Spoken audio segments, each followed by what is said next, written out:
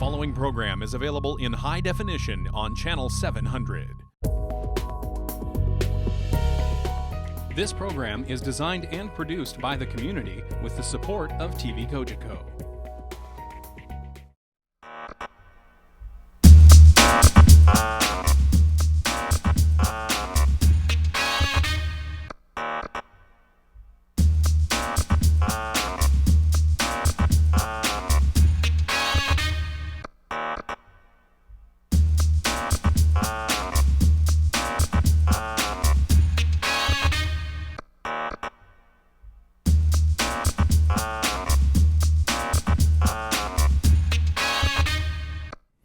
Hello, I'm Mayor Rick Goldring, and welcome to this edition of Burlington Matters. Burlington Matters is a relatively new program on TV Cogeco.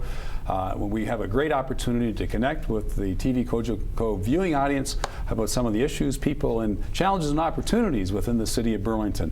This is an extremely special show today, and I have three very special guests, all connected with the military, and recognizing that November 11th is coming up. I'd like to introduce to you our guest today. I have Jim Warford, World War II veteran from 35 Composite Company of the Royal Canadian Army Service. Jim, welcome to Burlington Matters. Our next guest is Flying Officer Don Gardiner of Squadron 514, 3 Group of the Royal Air Force, who served in World War II as well. And finally, we have Bob Ankrett, who's a City Liaison and Museum Curator with the Royal Canadian Legion, Burlington Branch 60. Gentlemen, welcome, and thank you all very much for joining me today. Thank you for having us. I'm looking forward to a discussion we're going to have. Jim, I had the opportunity to meet you in Appledorn. I met you before. One of the greatest experiences I've had since being elected mayor was being in Appledorn on the 70th anniversary of Liberation Day in Holland in early May, and I had the opportunity to meet you and award a medal on behalf of the mayor of Appledorn for your service in the Netherlands. So both of you served in the war, Jim on the ground, Don in the air. Don, what was it like seeing the war from the air? Well, it depends whether it was night or day. It was, I would say, one word comes to my mind, it was exciting, and then it was terrifying, and then again it was a good feeling coming home that you were leaving enemy territory. It was a feeling I can't describe. So you were 18 when you enlisted? 19 when I was on operation. Yeah. Mm-hmm. And how long did you serve? About 2.5 years. So the last 2.5 years of the war. Yeah. And you mentioned Germany at night was quite the vision. Well, you didn't see nothing at night. You know, it was pitch black. A starlit night. If it was a moonlit night, as they called the bomber's moon, that was pretty scary because they could see you as well as you seeing them. But a starlit night, you saw nothing. It was just black. So how many flights were you involved with?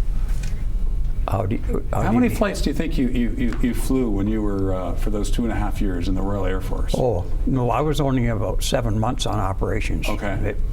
We went pretty fast, yeah. I did a tour of operations in 7 months. You know, wow. And it went from 30 to 40 missions, and depending on the group you're in. Right. And we did 35, and then they screened us, as we call it, and we got a rest. Don, you were mentioning something about the how the cities looked from your viewpoint as Terrible. You went over.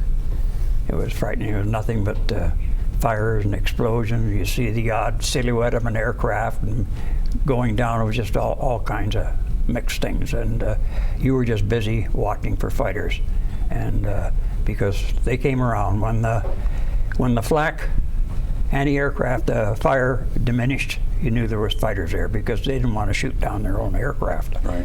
So when they cut that off, you knew there was lots of fighters around, so you had to be very vigilant.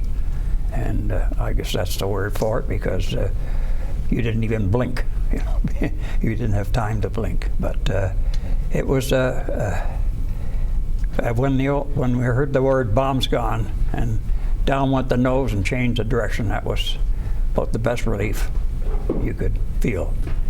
You know. So we're going to come back to you, Don. I want to talk to Jim. Yeah. And Jim, you landed on Juno Beach in June of 1944. That's right. What was that experience like? Terrible. As Don has said, terrible. There was carnage all around and bombing going on, and I hit a shell hole and stayed in that until the bombing stopped.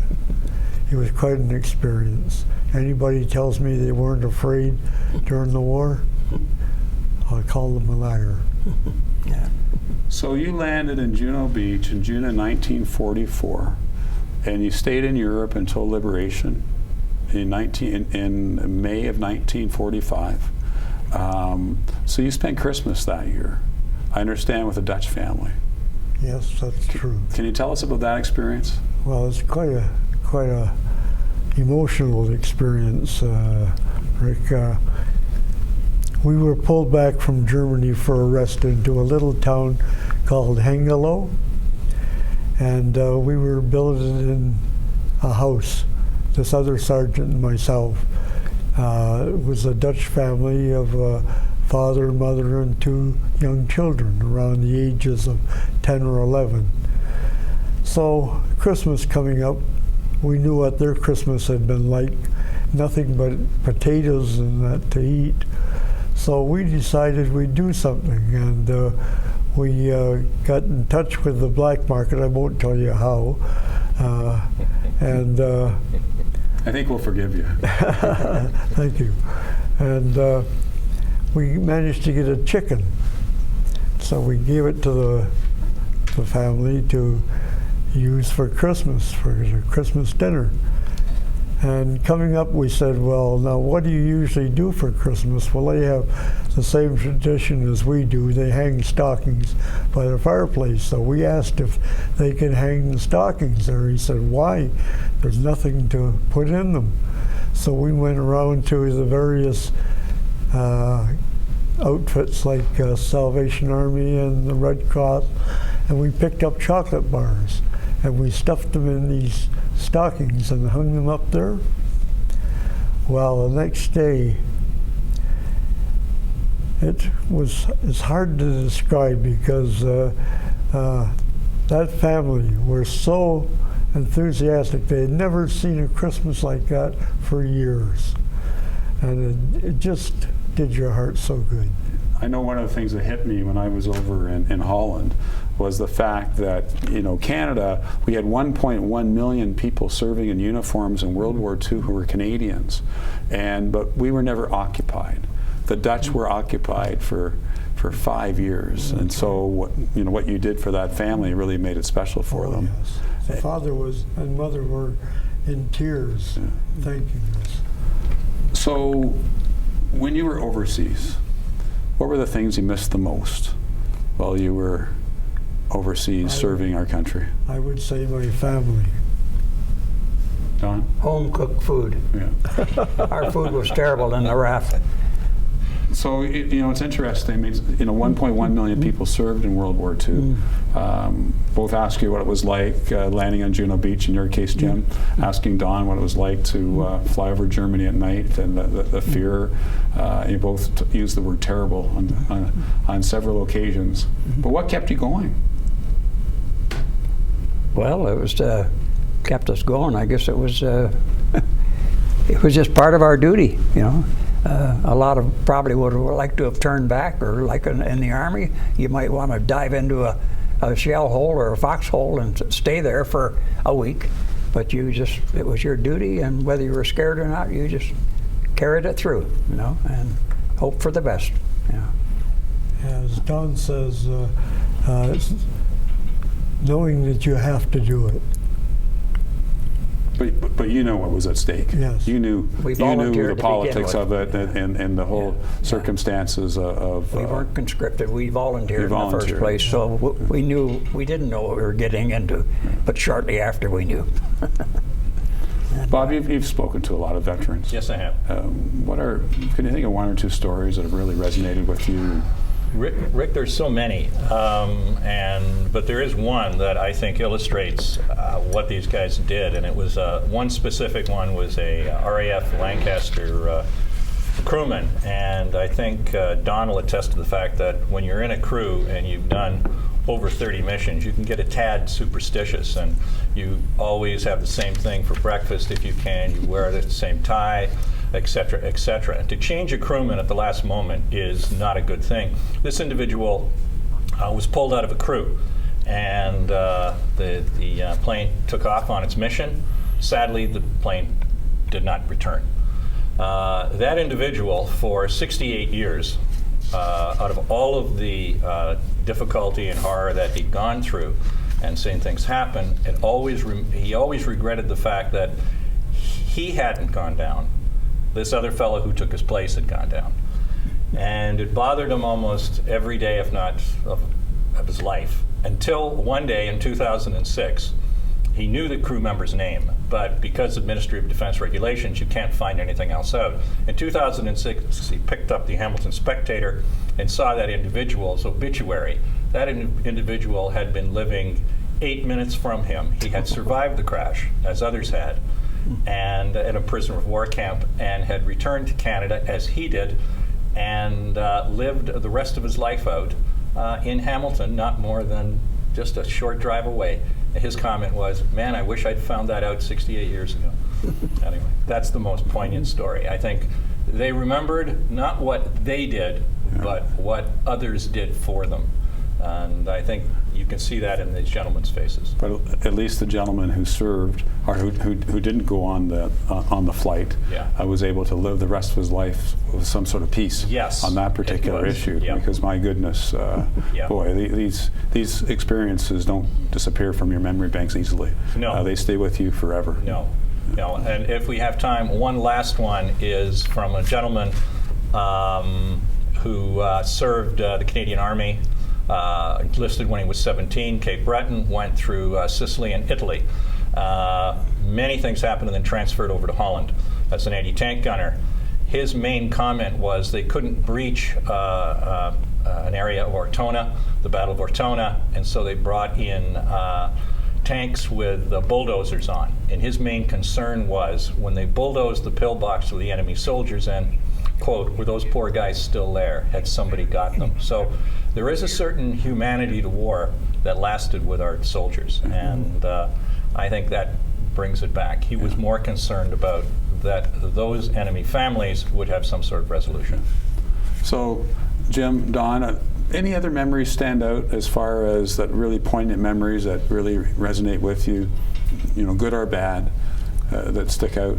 Well, I can tell you one experience.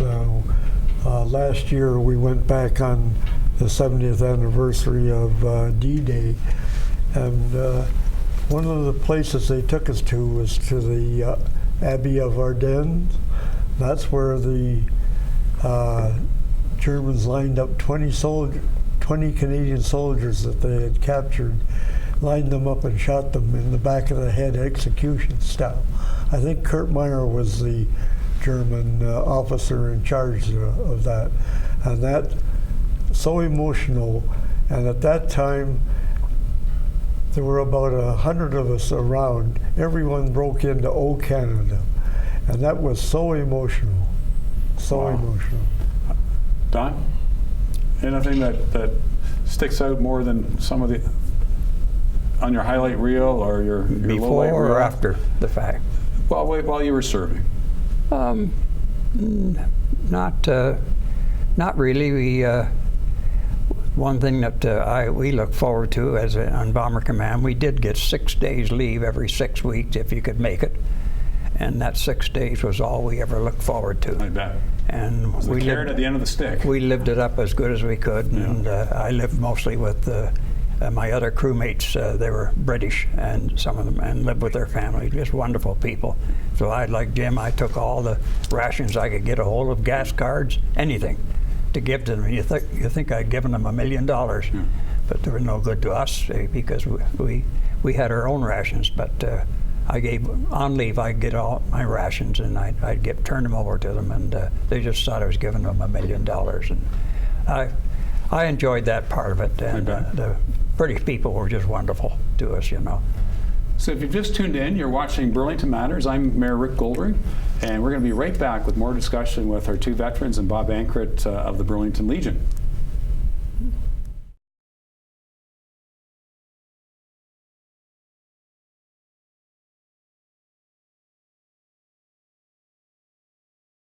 After the war, gentlemen. I'm Mayor Rick Goldring, and welcome back to Burlington Matters. We have a very special show today leading into Remembrance Day.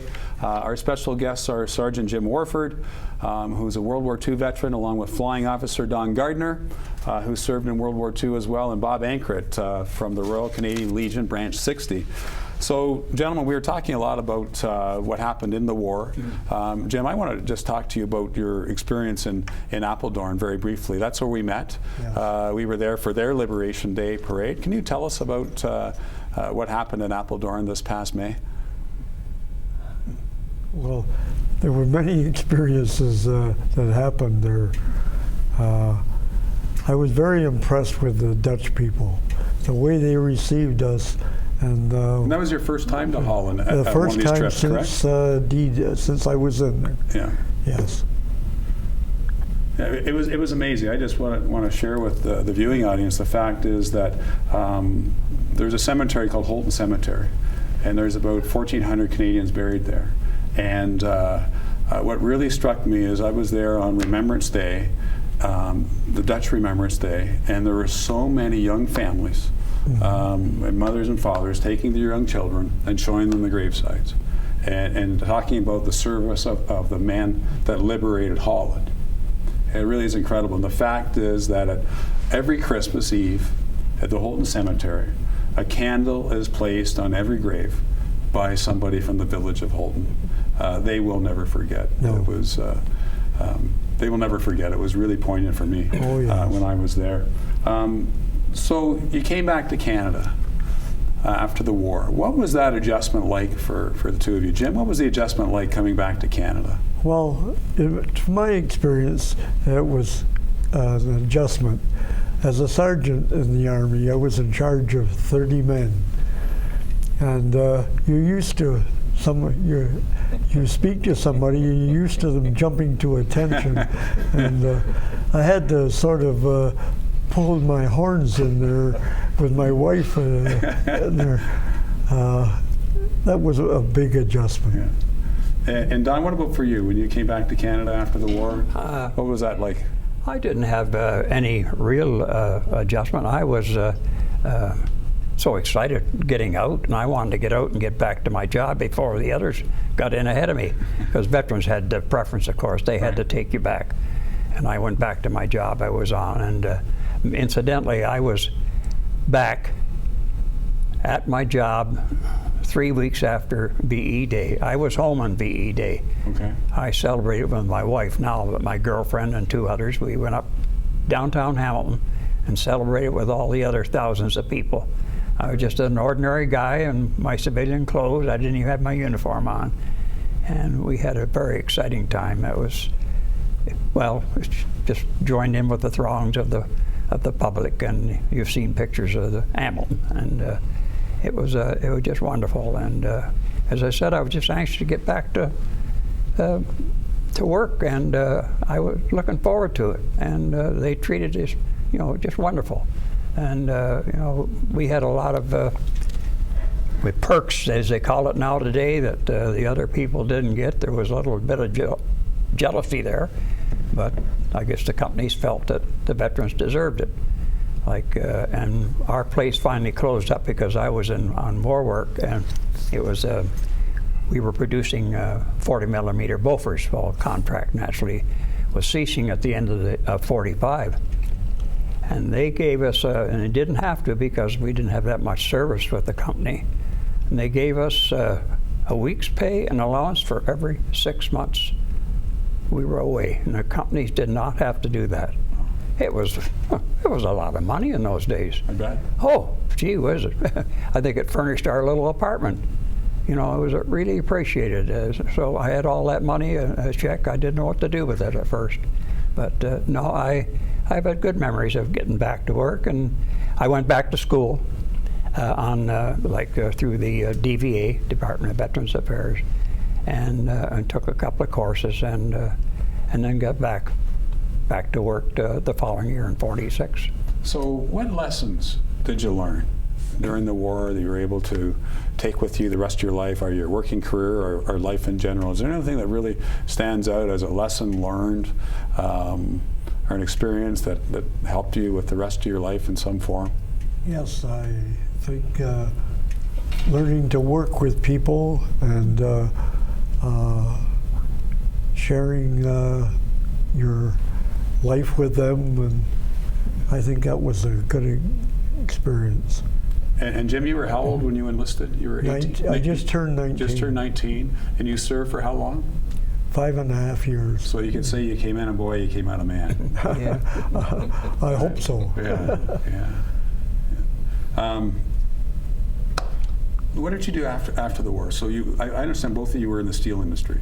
Is that correct? Yes, Yes. we worked at finishing works of Stelco, Canada Works, Right. where Don and I started off working in the stockroom there. Okay.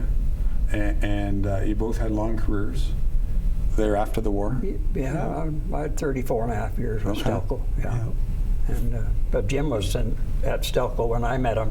They transferred me over to the East Mill, and that's where I first met Jim. Okay. I'd only been with the company about a year, and I was going to be laid off.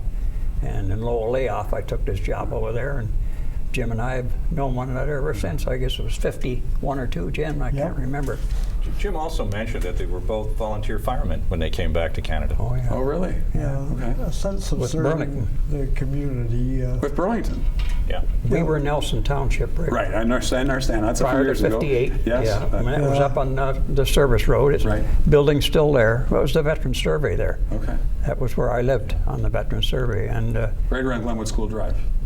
Is yeah, that- yeah. That was number 2, Nelson, number 2, I guess it was. Yeah. I was with number 3 company in Aldershot, and I served 25 years in the volunteers. In fact, the 3 of us that retired were the first 25-year